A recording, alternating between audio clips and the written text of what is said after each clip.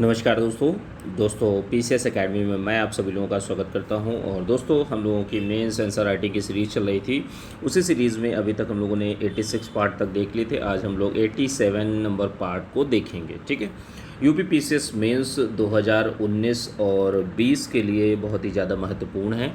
इसको आप लोग करते रहिए और बीओ वाले एग्ज़ाम के लिए भी बहुत ही ज़्यादा महत्वपूर्ण है। ठीक है, और इसकी पीडीएफ आप लोगों को पेड व्हाट्सएप ग्रुप जो चल रहा है तो उसमें आप लोगों को मिल जाएगी। ठीक है, आप लोगों को ये वीडियो अच्छा लगता है तो वीडियो को आप लोग लाइक कर दीजिए और वीडियो को शेयर भी करा दीजिएगा। चलिए आज का जो प्रश्न है, प्रश्न को देखते हैं कि पेपर थर्ड का प्रश्न है। दोस्तों पेपर थर्ड का यह प्रश्न है। ये प्रश्न संख्या 173 है और 200 शब्द सीमा में इस प्रश्न को आप लोगों को बहुत अच्छी तरीके से लिखना है। देखिए जो प्रश्न है, प्रश्न को लिखने से पहले कुछ सावधानियां होती हैं कि उनको ध्यान में रखना होता है कि जैसे जो ग्रामर की गलतियां हैं वो आपसे नहीं होनी चाहिए। जो इंट्रोडक्शन पार्ट है, बॉडी पार्ट है, कंक्लूजन पार्ट है, तो तीनों में कोटेशन, एक कविता, श्लोक, मूवी के गीत, बोल या उस टॉपिक से संबंधित कोई महान विचारकों की लाइन हो तो उसको आप लोग उपयोग कर सकते हैं। ठीक है, जो प्रश्न है, प्रश्न को शब्द सीमा में आप लोगों को लिखना है। जो भी शब्द सीमा आपके कही गई है, जैसे 200 शब्द कहा गया है तो 200 शब्द सीमा में ही आप लोगों को लिखना है। अच्छे से इस प्रश्न को लिखिए, शब्दों का अच्छा चयन करिए, जो अच्छे शब्द हैं उनको अंडरलाइन भी करने का प्रयास करिए। इन सारी चीज़ों को ध्यान में रखकर अपने उत्तर को लिखिए। चलिए आज का प्रश्न देख लेते हैं। थर्ड पेपर का प्रश्न है, प्रश्न संख्या 173 है और इसमें एक केस स्टडी भी पेपर 4 की आप लोगों को मिलेगी। अभी इसी के बाद डिस्कस करेंगे। देखिए राष्ट्रीय जैव ईंधन नीति 2018 की विशेषताओं को बताइए तथा इसके महत्व की विवेचना करनी है। देखिए इसमें जैव ईंधन है क्या। देखिए जैव ईंधन जैसे भारत में अगर ईंधनों की बात की जाए या स्वच्छ ऊर्जा की बात की जाए तो हमारे यहाँ स्वच्छ ऊर्जा जो है सौर ऊर्जा, पवन ऊर्जा और जैव ईंधन माने जाते हैं। ठीक है, अब देखिए पर्यावरण की सुरक्षा से संबंधित जैसे हमारे यहाँ क्या है, अगर हम स्वच्छ ईंधनों का प्रयोग करेंगे तो पर्यावरण की सुरक्षा होगी। जो जलवायु परिवर्तन हो रहा है उसको हम लोग रोक सकेंगे, उसको कम कर सकेंगे और जो कार्बन एमिशन जो हो रहा है उसको भी कम कर सकते हैं। ठीक है, तो ये सारी की सारी चीज़ें आप लोग अच्छे से देख सकते हैं। देखिए राष्ट्रीय जैव ईंधन नीति 2018 के तहत क्या है, 2030 तक पेट्रोल में 20% और इथेनॉल एवं डीजल में 5% बायोडीजल के मिश्रण पर जोर दिया जा रहा है। तो इन चीज़ों पर सरकार कार्य कर रही है और राष्ट्रीय जैव ईंधन नीति 2018 को इसीलिए घोषणा की गई है। अब देखिए राष्ट्रीय जैव ईंधन नीति की मुख्य विशेषताओं को बताना है कि मेन बॉडी पार्ट आपका यही है जिसको आपको लिखना है। जैसे ये पॉइंट्स आपको मिल जाते हैं। अब इनको आप लोग अच्छे से लिखने का प्रयास करिए। जो भी आपके पास पॉइंट्स हैं उन्हीं को लिखना स्टार्ट करिए। अब जैसे जिन लोगों का बीओ वाला एग्ज़ाम है तो उसमें 125 शब्द, 50 शब्द और 25 शब्दों में है, तो तीनों फॉर्मेट में आप लोग लिखने का प्रयास करिए। राष्ट्रीय जैव ईंधन नीति की विशेषताओं की बात करते हैं तो सबसे पहला प्रावधान जो इसमें किया गया है कि बायो इथेनॉल और बायोडीजल का प्रयोग, इसके तहत इस प्रयोग को बढ़ावा दिया जाएगा।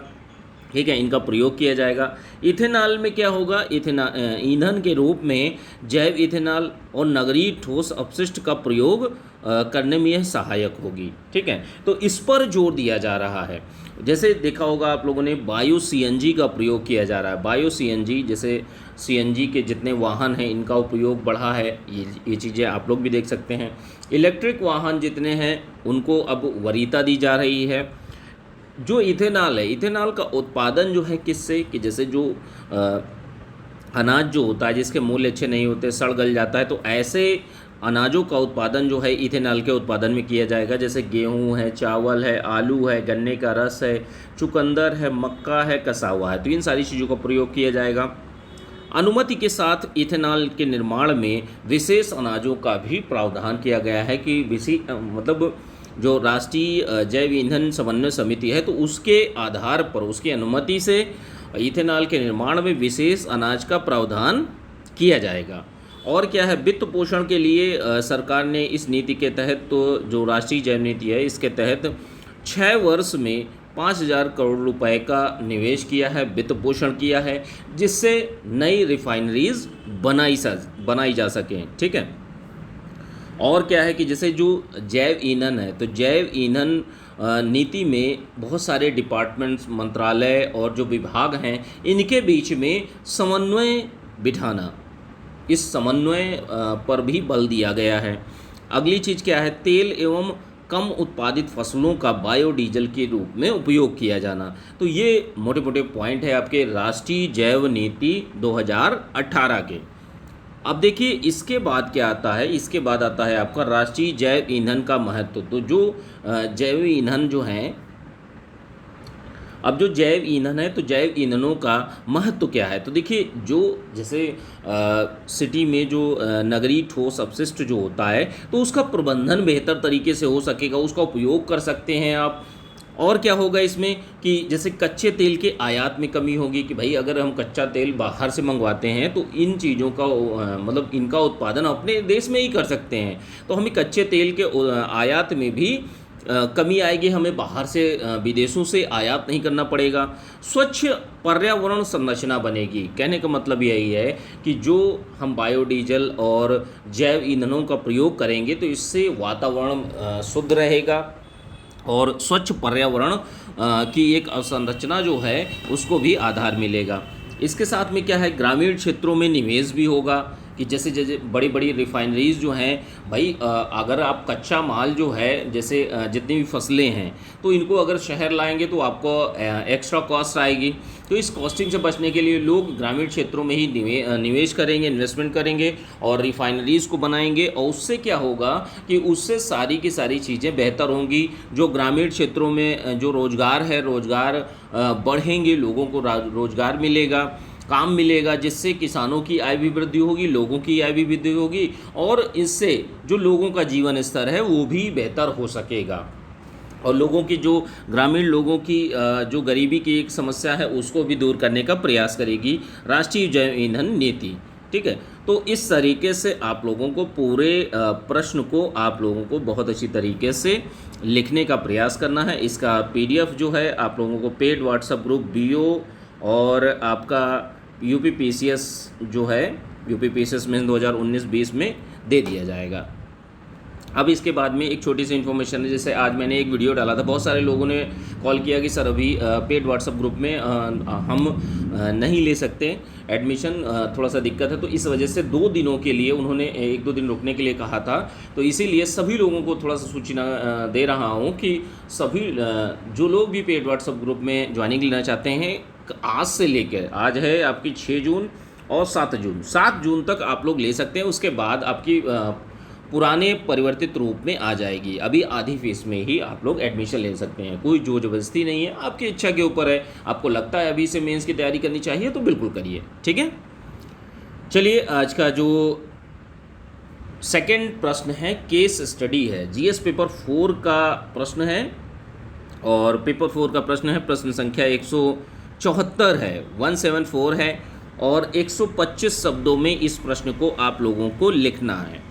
प्रश्न को लिखने से पहले जैसे जो केस स्टडी है, अगर इसमें इसी प्रश्न से संबंधित अगर आप कोई कविता, श्लोक, मूवी के गीत, बोल, कोई कोटेशन डाल देते हैं, आपका introduction part, body part, conclusion part, तीनों में अगर एक कोटेशन डाल देते हैं तो आपका उत्तर और भी ज़्यादा बेहतर हो जाता है। देखिए जो उत्तर लेखन क्षमता है यह एक दिन में नहीं आती, धीरे धीरे आपको लिखना होता है, डे बाय डे आपको लिखने का प्रयास करना पड़ेगा। आज की डेट में आपका पहला उत्तर लिखेंगे तो पहला प्रश्न लिखेंगे तो आपका नहीं सही होगा, लेकिन धीरे धीरे चीज़ें ठीक होंगी।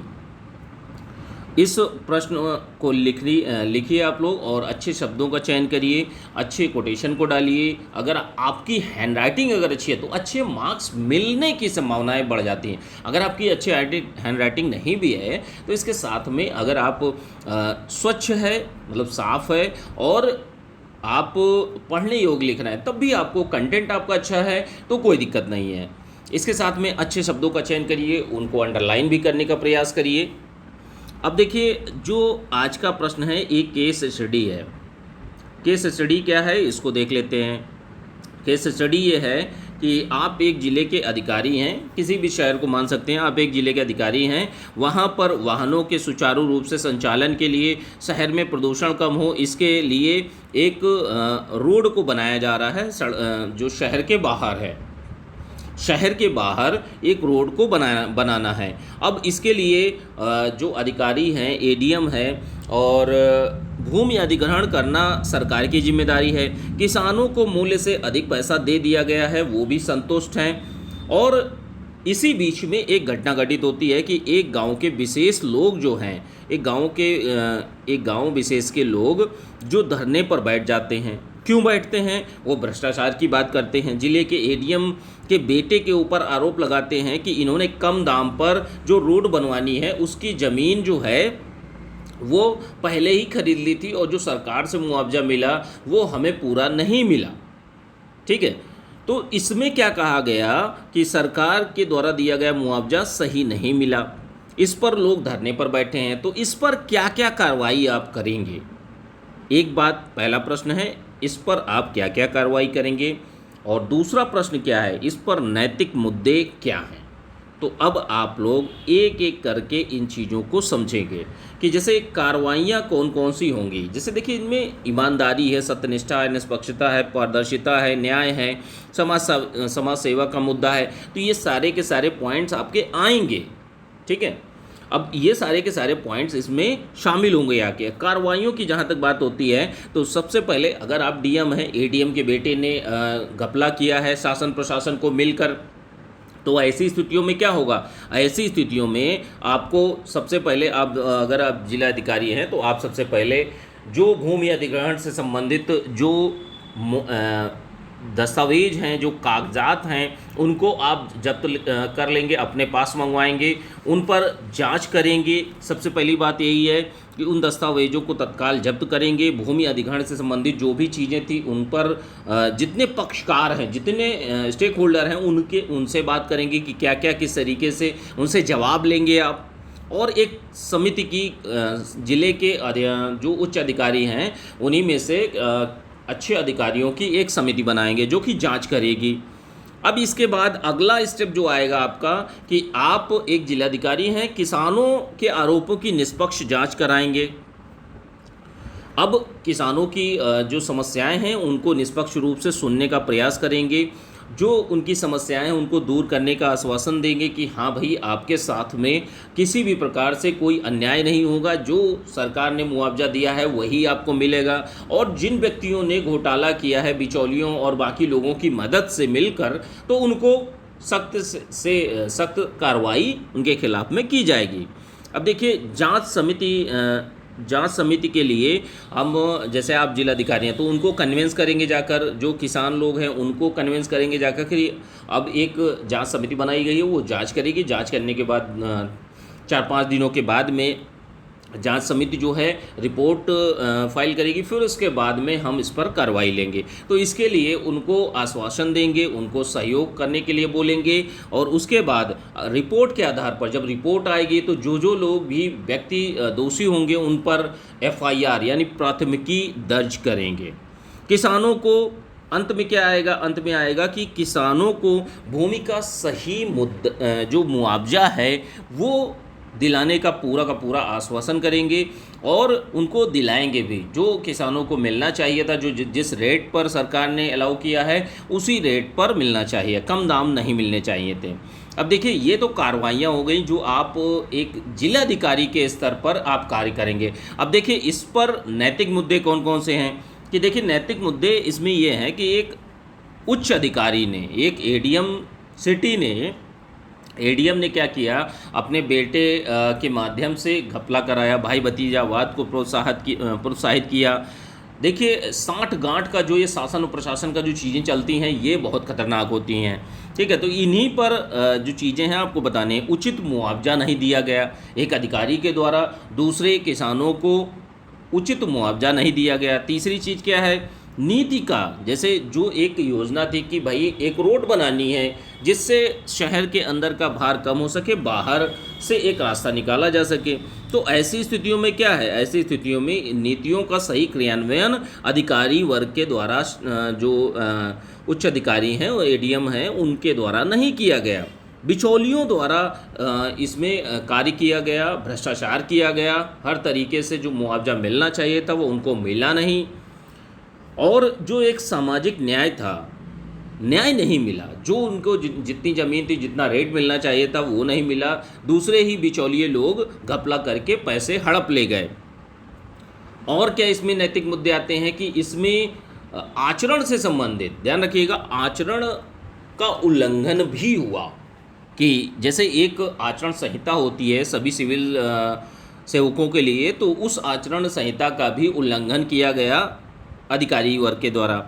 और जवाबदेही, पारदर्शिता बिल्कुल भी नहीं रखी गई। कोई भी जवाबदेही नहीं है कि आप कितने रेट पर क्या कर रहे हैं, क्या नहीं कर रहे हैं। और गलत तरीके से, अवैध तरीके से आपने जो किसान लोग थे उनकी जो भूमि थी उसको हथिया लिया आपने।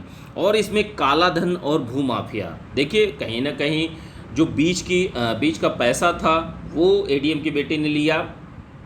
और इसमें क्या हुआ कि जो बिचौलिए थे उन्होंने सामंजस्य बनाया, समन्वय बनाया सब में, तो उन्होंने भी काला धन लिया होगा, पैसा लिया होगा अवैध रूप से, सारी चीज़ें सब में बंदरबाट हुई होगी पैसे की। तो ये सारी की सारी चीज़ें इस नैतिक मुद्दे के अंतर्गत आएंगी। भूमाफियाओं का जाल भी प्रसार कर रहा है, तो इन सारी चीज़ों पर लगाम लगाना, ठीक है। तो ये सारे के सारे नैतिक मुद्दे हैं। इन चीज़ों को आपको 125 शब्द सीमा में अच्छे से लिखना है। इसकी पीडीएफ दोस्तों आप लोगों को पेड व्हाट्सएप ग्रुप में मिल जाएगी। जो लोग भी व्हाट्सएप ग्रुप ज्वाइन करना चाहते हैं ज्वाइन कर सकते हैं। डिस्क्रिप्शन बॉक्स में डिटेल पड़ी हुई है, या तो मेरे नंबर जो है 9140085178 पर मैसेज कर सकते हैं।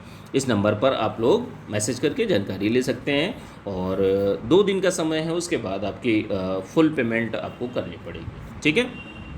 चलिए ठीक है, थैंक यू देखने के लिए।